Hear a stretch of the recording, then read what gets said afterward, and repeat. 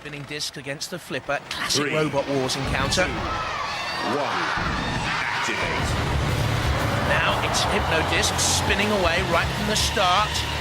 We'll try and get the disc to hit Atomic side on. Atomic has a compact aerodynamic shell, and at the moment has withstood that first attempted onslaught. Or has it? Look at there! The split on the side of Atomic, but it's flicked HYPNO-DISC up and over. Now this would be a huge shock if HYPNO-DISC went out here. They got a little bit cocky. They attacked Atomic front on, and therefore were flipped up and over. And HYPNO-DISC needs to be, I was going to say on its toes, on its tyres, on its wheels. Because this is a really good battle in the making here. Oh, until that moment, surely.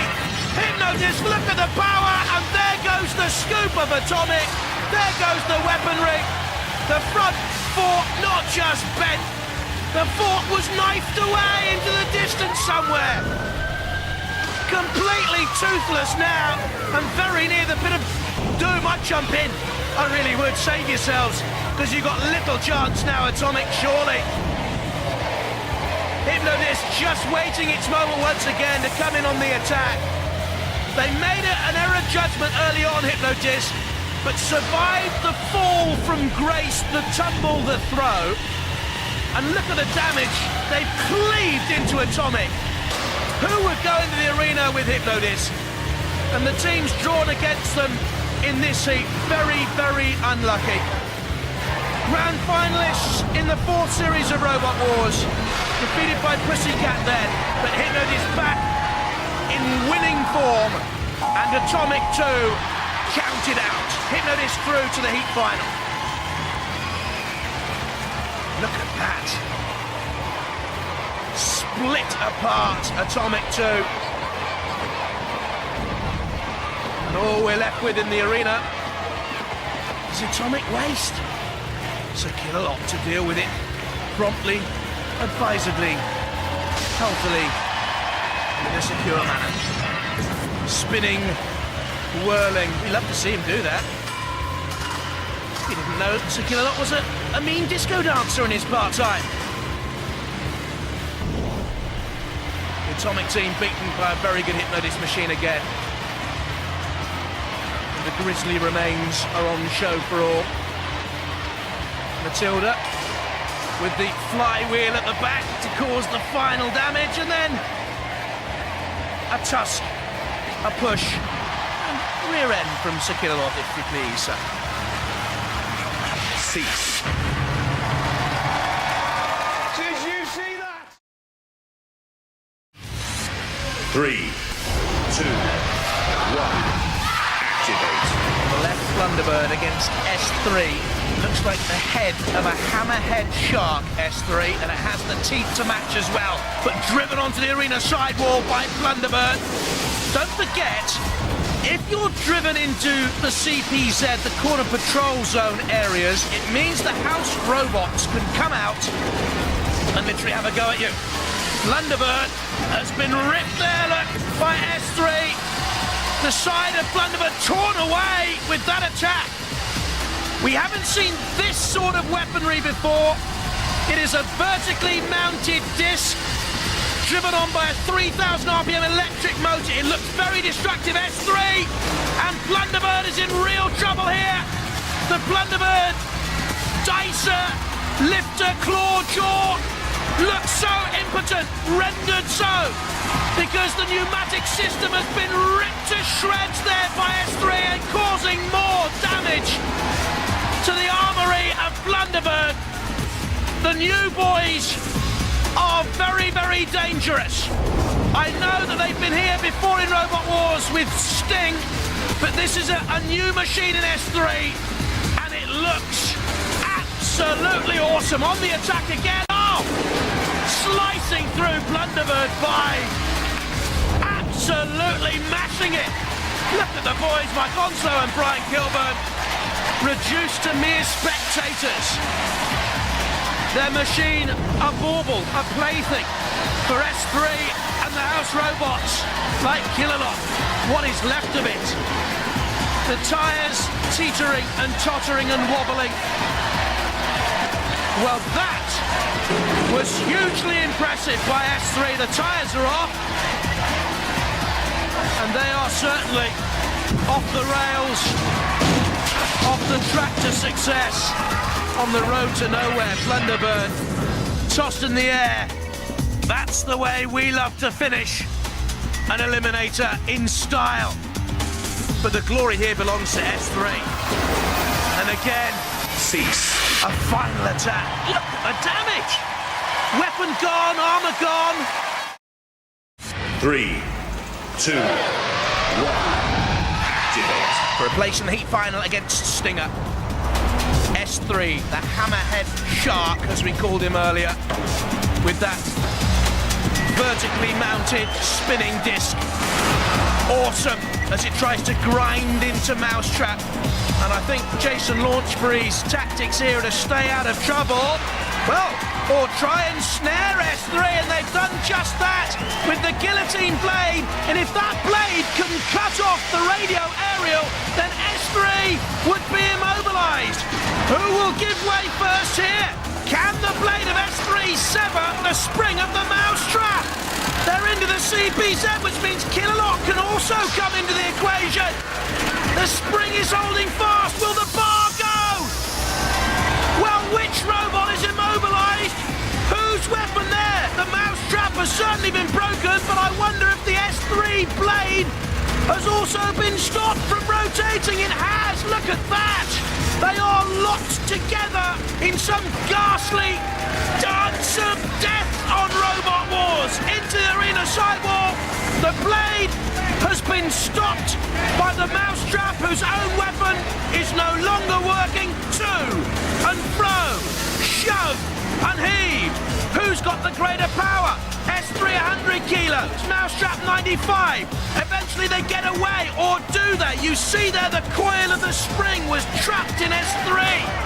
They're now free of each other. This is a terrific tussle here. We thought it would be. The guillotine slams down. The blade is working again on S3. Obviously the spring was retarding it somehow. Under 10 seconds to go. The guillotine blade of Mousetrap bent and buckled. It'll go to the judges. Which robot has sustained the most damage? Who's been the more aggressive? Controlled and stylish. What a battle that was. What a fight! Amazing aggression and amazing tactical cuteness. We're going to go to the judges. They've got to make a decision. And they've gone for S3! Yeah! 2, 1. Activate. So let's be honest, Razor team. If you win, you've got no homes to go to. It's your decision. Chasing on the Widow's Revenge and the rolling pin. Revenge is a meal eaten cold too. But Razor fears not and comes in crumpling. Now somewhere underneath there apparently is a handy compact mirror, some tweezers, and a little bit of lipstick in there somewhere. Oh! What's happening to Fifi and Madame Jilly and Madame M? Their robots being trashed by the puncturing beak of Razor. Oh, something flew off. The bit release button sounds doom and gloom for Widow's Revenge.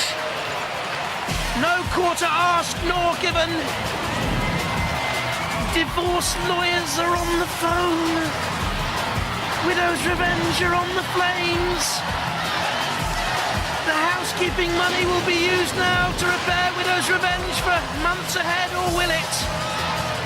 I think some new wardrobe could be a good idea, boys. Oh, Ball Boy, Weasel and Potato Features. That's what they think of the partners. The Refbot counting Widow's Revenge down. Splendid Robot Wars entertainment. This is really what it's all about. Hatred. Razor in on the attack. In it goes again. And Widow's Revenge are out of it.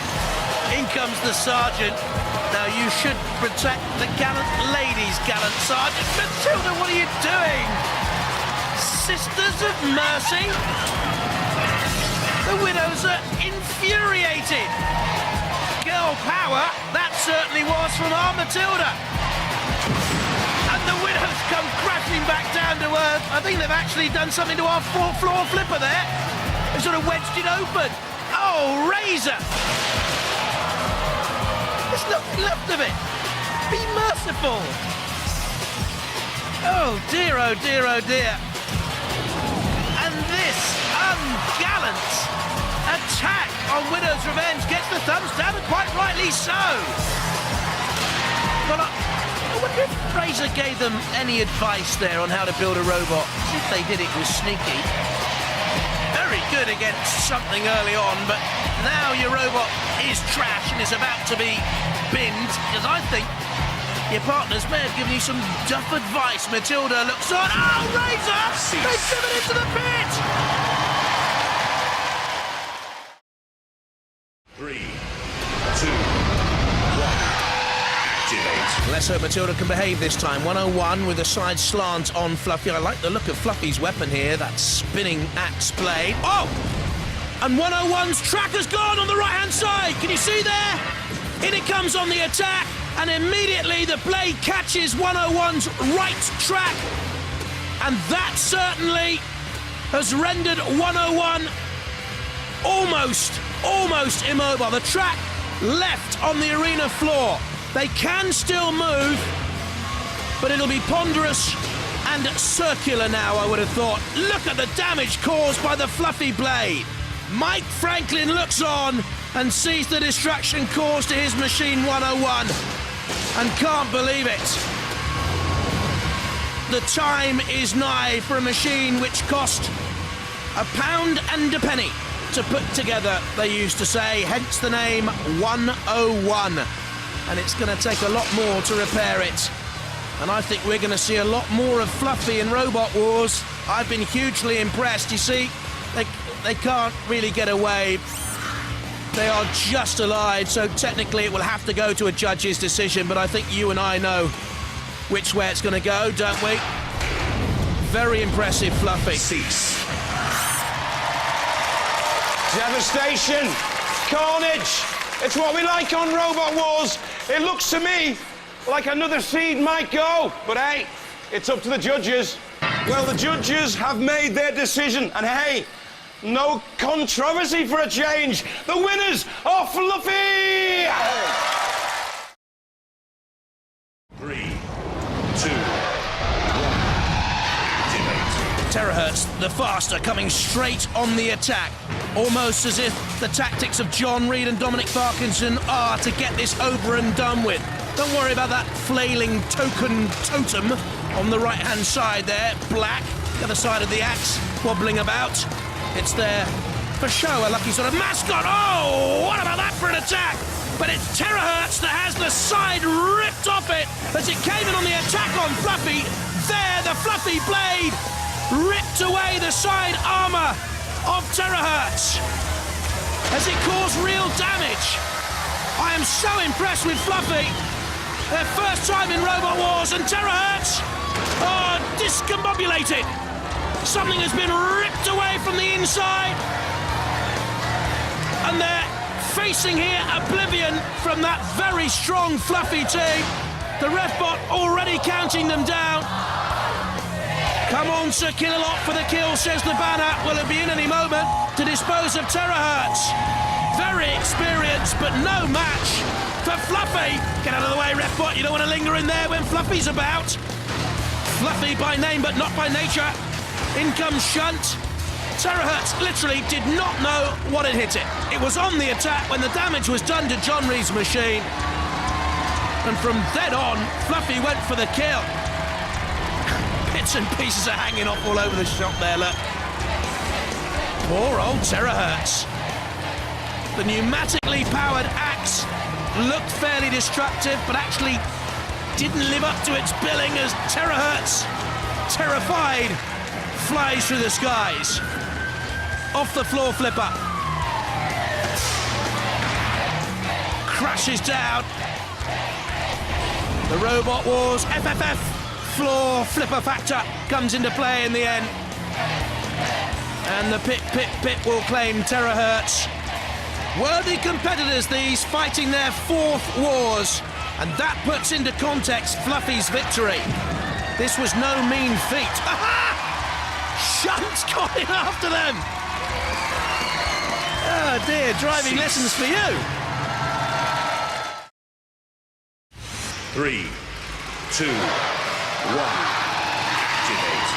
PUSSYCAT, second seeds for this series of Robot Wars. This for a place in the semi-finals. The very last place to be decided. And pardon me, is this a bit of a feline feeling out session? As Fluffy tickles PUSSYCAT, but no more. Now we'll come on the attack, though. Side by side, they bump and barge. Oh! That was no tickling! The PUSSYCAT blade is gone! Look at this! It was blade against blade, and PUSSYCAT were no match! Away onto the far side of the arena. Let's look at it again. Look at this. Wow! Ripped off. And that is the end of the PUSSYCAT hope. There's no way back from, well, you can nudge and meow a little bit, but how on earth are you going to beat Fluffy from here on in? You need to get away from that torch for a start. But what's happened to Fluffy here? Are they still moving? Yes, they are. The ref bot's had a look. Looking again, the blade of Fluffy is moving, but they're not progressing across the arena floor. What a surprise this would be! Fluffy are being counted out. The PUSSYCAT blade was gone, but they kept battling, and Fluffy conked out. Absolutely startling. What a battle that was! Now, of course, Dead Metal can have some fun. Oh, Fluffy, how heartbreaking is that for Peter Holroyd and Peter and Richard Johnson? There's nothing they can do, and Robert Bettington punches the plexiglass in delight and celebration in the PUSSYCAT control pod. Well, it's a fluffy toy for Killalot, no more than that. I thought we were on the brink of one of the great Robot War surprises. PUSSYCAT has never really been damaged like that before, but Fluffy it is who ends up flying from the floor flipper. And eventually down the pit. Well, really was the pit and the pendulum of Robot War's hopes swinging away from Fluffy to PUSSYCAT in one fell swoop. Cease. 2, 1. Activate. The first battle of the 5th Robot Wars Grand Final gets underway. HYPNO-DISC gains momentum. I'll tell you what, Bigger Brother withstood that attack very nicely, thank you. And very nearly got in underneath HYPNO-DISC. HYPNO-DISC with a 20mm ground clearance that could be vulnerable to that lifting device that gives Bigger Brother so much more potency in this series. Will the gas last out, and how much damage can they take from HYPNO-DISC? I think there's a gash in the side of Bigger Brother. There it is, on the left-hand side. We just got a glimpse of it. And the Rose family and HYPNO-DISC immediately on top then. And they come in with another onslaught. You have to be so strong to withstand this spinning devilish HYPNO-DISC weapon, and I don't think Bigger Brother are, and something flew off there. It's crumpled, it's ruffled Bigger Brother. And Ian Watts and little Joe 8.5 and little Ellie who's 6 have done brilliantly to get this far. They've enjoyed it, and we've enjoyed having them in the Robot War series once again. Oh, Bigger Brother, oh, tattered and torn, I don't like to watch. And crumpled and well worn by now. And HYPNO-DISC relentless in its pursuit of its quarry. And I'm afraid that Bigger Brother flipper is not going to work here, because Dave Rose is too quick. Oh, even little Ellie can't watch. Can we? Do we want to see more damage inflicted to Bigger Brother? Yes, we do. HYPNO-DISC with the blade spinning away. Looks like here, battling its way through in worthy style. Bigger Brother, was it dragged, was it pushing? through Tip Top out, through Splinter out, didn't quite throw 3 Stegs out. Beat S3, beat Chaos 2, and the run ends here. Or does it, Ellie? Come on, watch again, because HYPNO-DISC is in the corner, in the CPZ, and will need to get out, and something flew out of Bigger Brother there, some sort of mesh, I think it was. Will Ellie be looking now? HYPNO-DISC seems to be a bit more wary, and I'll tell you what, despite all the damage, Bigger Brother are still fighting on. I wouldn't have minded a Bigger Brother like this. And they've got enough confidence to go for the pit release button, have they?